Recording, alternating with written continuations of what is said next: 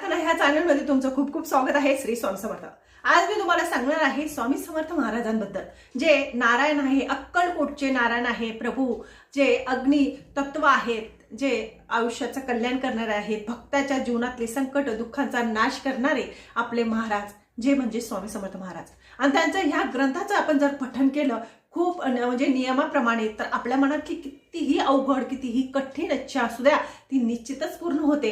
हा अनुभव भरपूर खूप कोटी लोकांना आहे. आणि बघा, महाराजांचं नामस्मरण केलं तरी सुद्धा आपल्याला बळ मिळतं, आपले संकट दूर होतात, आपल्या ज्या व्याधी असतात त्या नाहीशा होतात. म्हणून प्रत्येक स्त्रीने हा जो नियम, म्हणजे आपण ज्या वेळेस हे स्वामी चरित्र सारामृतचं पठण करतो किंवा पाठ करतो, तर आपण काहीतरी अशा चुका करतो की त्याच्याने आपल्याला त्याचं फळ मिळत नाही. तर असा काय नियम आहे जो आपण पाळायला पाहिजे, ज्याच्याने आपली कामना पूर्ण होईल?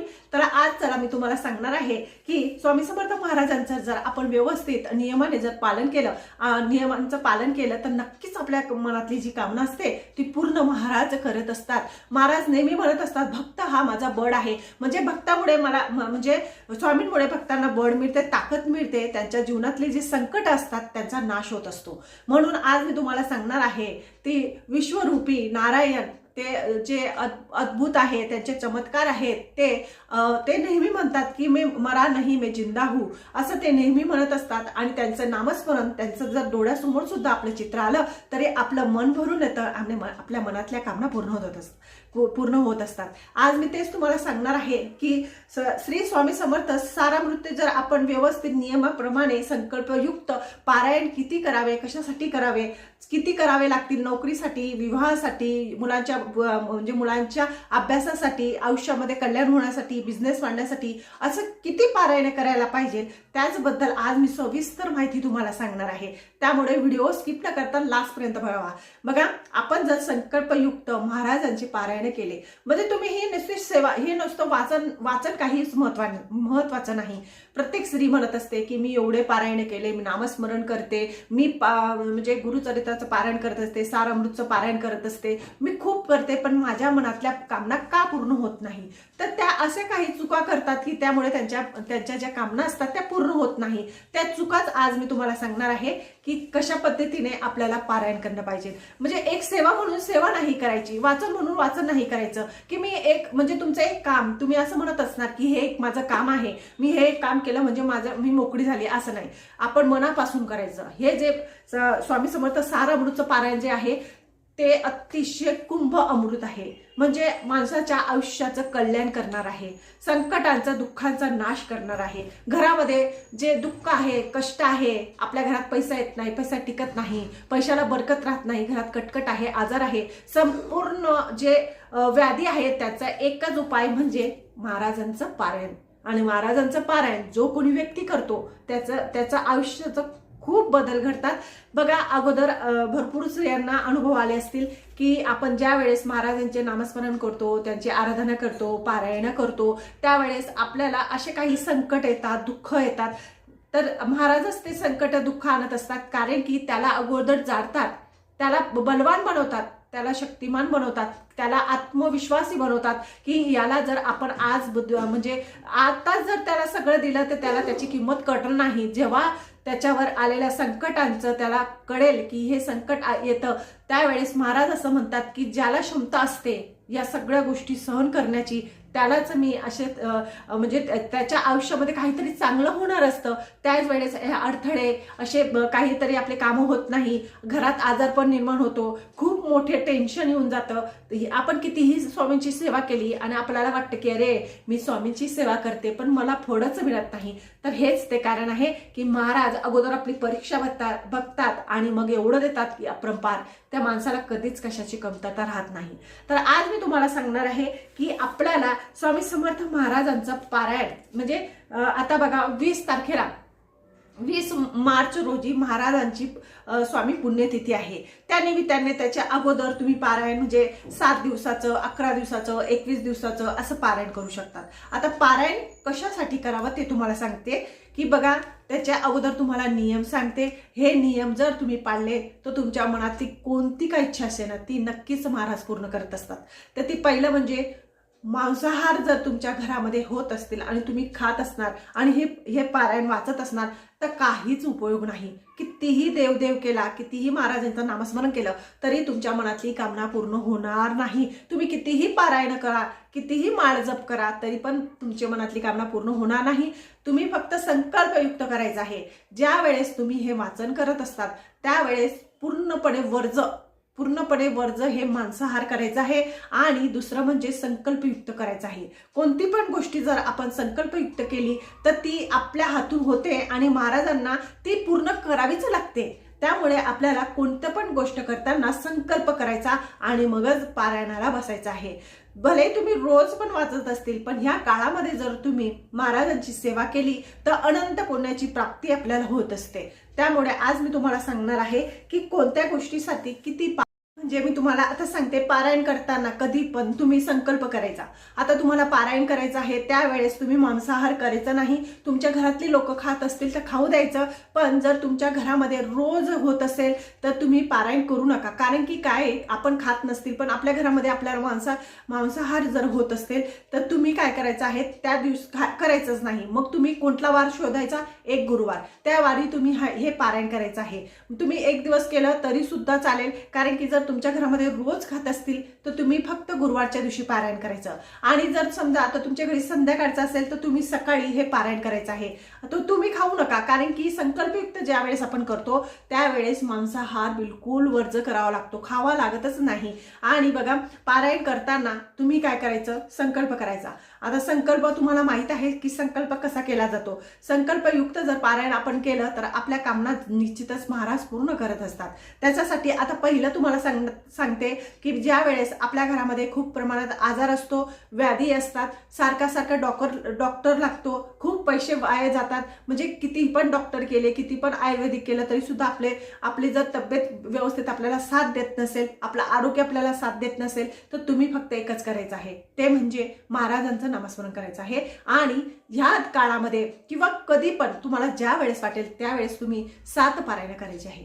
7 पारायणे जो व्यक्ती हे श्री स्वामी समर्थ सारामृतचे करतो त्याच्या आयुष्याचं म्हणजे त्याचे आजारपण, त्याचे दुःख, व्याधी संपूर्ण नष्ट होतात. तुम्ही अनुभव घ्या. भरपूर भक्तांना याचा अनुभव आलेला आहे, तेच मी तुम्हाला सांगितलेलं आहे. आता दुसरं, ज्या मुलांची आईला वाटत असेल की आपल्या मुलाची बुद्धी खूप तीक्ष्ण व्हावी, पारदर्शक व्हावी, अभ्यासामध्ये मन लागावं, त्याला म्हणजे क्लासमध्ये त्याचा नंबर यावा, त्याचे जे अभ्यास केलेला असतो त्याच्या बुद्धीमध्ये बसावा, त्याची खूप प्रगती व्हावं, त्याला यश मिळावं असं आईला वाटत असेल तर त्या आईने आपल्या मुलासाठी 7 पारायण करायचे आहे.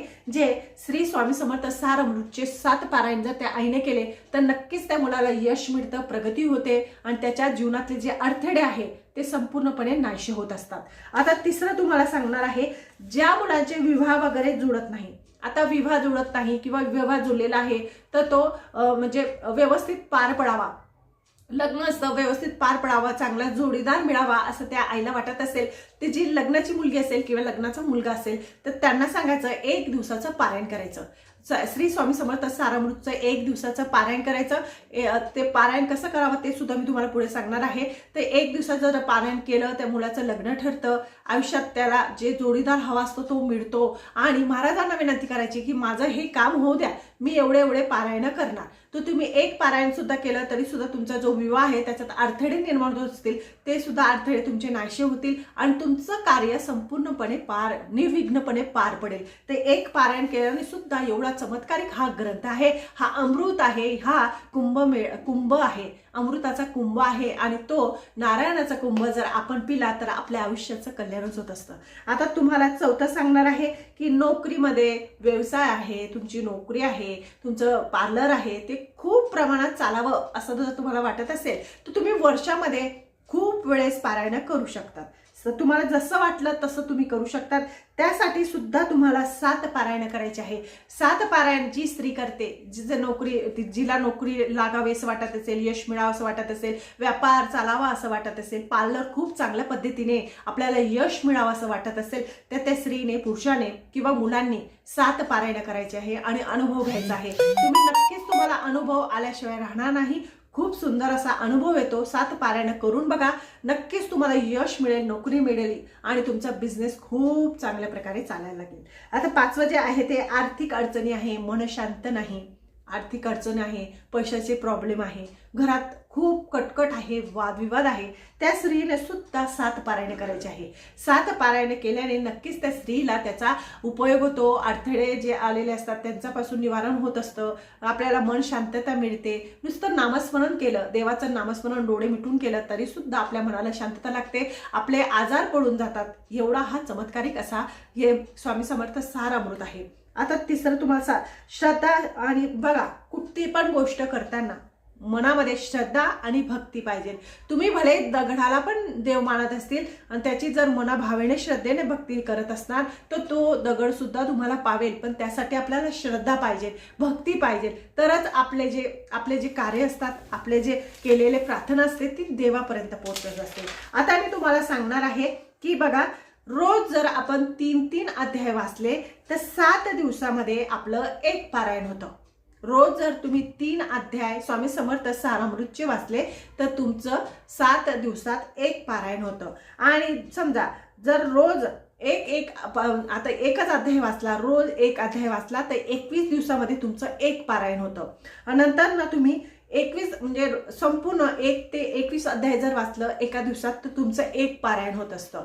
समजा तुम्ही जर 2 पारायण नंतर पारायण 1 म्हणजे हे नियम आहेत की अशा पद्धतीने तुम्ही करू शकतात. किंवा तुम्ही 3 दिवसापर्यंत 7 अशा अध्याय वाचले तर 3 दिवसामध्ये तुमचं 1 पारायण होत असतं.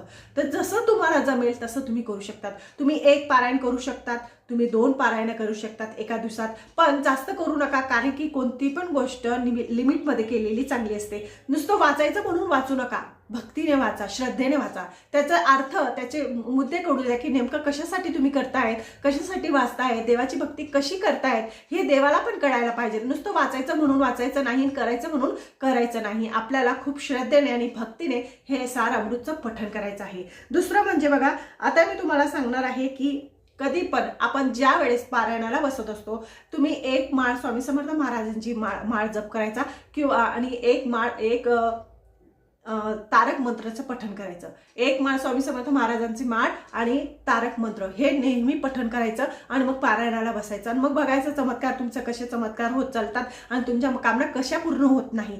संकल्पयुक्त करा, कामना नक्कीच पूर्ण होईल. मांसाहार पूर्णपणे वर्जित करा, नक्कीच तुमची कामना पूर्ण होईल आणि महाराज तुमच्या हाकेला निश्चितच धावून येतील, ही मी तुम्हाला शाश्वती देते. आता दुसरं म्हणजे ज्या वेळेस आपण ह्या सगळ्या गोष्टी करत असतो तर मनामध्ये भाव, श्रद्धा ही असणे खूप गरजेचे आहे. तर अशा पद्धतीने तुम्हाला या सारामृतचं पारायण करायचं आहे. बघा, जो कोणी व्यक्ती हे रोज वाचतो, रोज 1 अध्याय वाचत असेल, 3 अध्याय वाचत असेल, ते कोट्याधीश लोक आहे की स्वामी महाराजांना बसतात, त्यांची आराधना करतात आणि त्यांची कामना सुद्धा पूर्ण होतात. असे काही लोक आहे की त्यांची कामना पूर्ण होत नाही, मग त्यांचा महाराजांवरचा विश्वास सुटतो. पण तसं नाही, महाराजांवर विश्वास ठेवायचा, कारण की आपल्याला ते अगोदर जाळतात, अग्नीमध्ये जाळतात, आपल्याला दुःख देतात, कष्ट देतात. ज्याच्यामध्ये जेवढी शोषण्याची ताकद असते तेवढं ते करतात, कारण की ते केल्यानंतरच आपल्याला खूप चांगलं फळ मिळतं आणि आपण आपल्या आयुष्यामध्ये आपले जे मार्ग असतात ते मोकळे होत असतात. ज्यांना पैशाचे प्रॉब्लेम आहे, आर्थिक टेन्शन आहे, चिंता आहे, दुःख आहे, कष्ट आहे, विवाह होत नाही, पैसा पुरत नाही, वास्तूचं स्वप्न पूर्ण होत नाही, त्यांनी फक्त स्वामी समर्थ सारामृतचं पारायण करायला सुरुवात करा आणि स्वामी समर्थ महाराजांचा माळ जप करा. तुम्हाला हे सगळं शक्य नसेल, उठता बसता महाराजांचं नामस्मरण करा, तारक मंत्र म्हणा. तारक मंत्र एवढा प्रभावशाली आहे, याचे खूप अनुभव आहेत. आता त्याच्यातलाच तुम्हाला एक अनुभव सांगते, तो पुण्यातला आहे. तर पुण्यातला असा एक अनुभव आहे की एक स्त्री होती की ती एका भाड्याच्या घरात राहत होती. त्या ठिकाणी तिला ते भाड्याचं घर परवडत नव्हतं, तर तिने काय केलं, ते भाड्याचं घर दुसरं घेतलं. म्हणजे जे कमी होतं, म्हणजे ते भाडं खूप होतं, तर तिने ते घर सोडलं आणि ज्या ठिकाणी कमी भाड्याचं घर होतं त्या ठिकाणी रेंटवरती राहू लागली. ते रेंट तिला परवडत होतं, त्याचप्रमाणे ती राहू लागली. तर त्या ठिकाणी ती 2 दिवस राहिली. तर त्यावेळेस ती सकाळच्या टायमाला महाराजांचा तारक मंत्र लावायची. तर त्या घरामध्ये जे पिशाच होतं ते तारक मंत्र ऐकून ते पळून जायचं आणि नंतर ती एक दिवस खूप थकलेली होती कामं करून, तिला लक्षात राहिलं नाही तारक मंत्र लावायचा, तर तिने तारक मंत्र लावला नाही. तर त्या रात्री ती स्त्री झोपलेली असताना तिचा अगोदर गळा दाबला. तिचा गळा दाबला आणि तिचा म्हणजे तिचा श्वास घुटू लागला आणि तिला असं वाटू लागलं की म्हणजे तिला असं दिसत होतं, पण तिला वाटत होतं की हे स्वप्न आहे. पण ते स्वप्न नाही, ते सत्यात होतं की ती ज्या वेळेस झोपलेली होती तर एक खोलीतून असा पूर्ण काळा गोळा आला, म्हणजे काळा काळा आलं आणि ते काळं काळं असं ते तिच्या छातीवर बसलं. छातीवर बसून तिचा गळा दाबू लागलं आणि तिचा संपूर्ण जो श्वास होता तो अडकला. तिला श्वास घेता येत नव्हता. ती खूप अशी हे झालेली होती, तिला काय सुचत नव्हतं. तर अचानक तिच्या मोबाईलमध्ये महाराजांचा मंत्र चालू झाला. अचानक महाराजांचा मंत्र चालू होताच ते भूत तिथून पिशात नाहीसं झालं आणि नाहीसं झाल्यानंतर तिला जाग आली. पण तिला असं वाटलं की हे स्वप्न आहे. ती संपूर्ण घामाने भरलेली होती, खूप तिला असं भरपूर घाम आलेला होता, पण तिला वाटलं की हे स्वप्न आहे. पण ती ज्यावेळेस सकाळी कामासाठी जाण्यास निघाली, ती जॉब करत होती, ती कामासाठी जायला निघाली, त्यावेळेस तिच्या आरशासमोर उभं राहिल्यानंतर तिने बघितलं की तिच्या घशावर, तिच्या गळ्यावर असे बोटं उमटलेली होती आणि ते बोटं खरंच होती. तिला जे स्वप्न पडलेलं होतं ते अस्तित्वात होतं, पण तिला ते स्वप्न वाटत होतं, पण ते खरं होतं